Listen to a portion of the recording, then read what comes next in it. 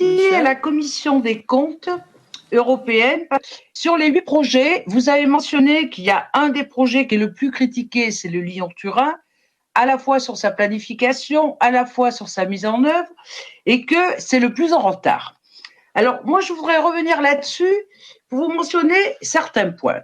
D'abord, les hauts fonctionnaires français, notamment la Cour des comptes française, avaient dit en 98 que c'est un projet dont les données avaient été faussées et les prévisions surévaluées, comme vous l'avez indiqué tout à l'heure d'ailleurs. Hein.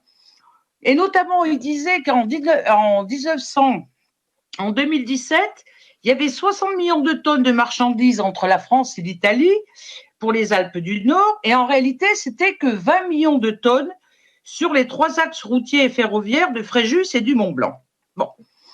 Donc, déjà, on part mal, puisque les données n'étaient pas les bonnes. Ensuite, moi, j'ai une question à poser à la Commission.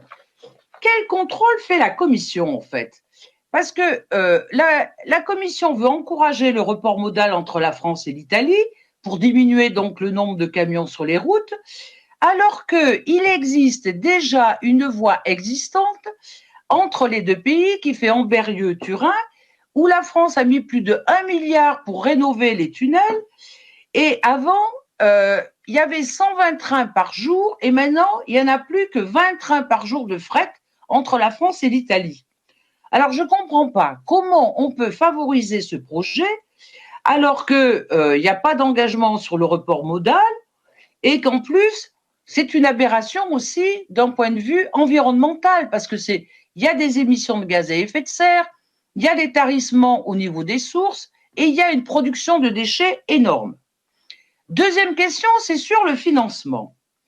On nous parle aujourd'hui d'une mise en service en 2030 du tunnel de base de ce projet Lyon-Turin, alors qu'en fait, la Cour des comptes, vous l'avez dit, ça ne pourra pas être respecté, et les deux États sont incapables d'apporter leur part des 10 ou 11 milliards nécessaires.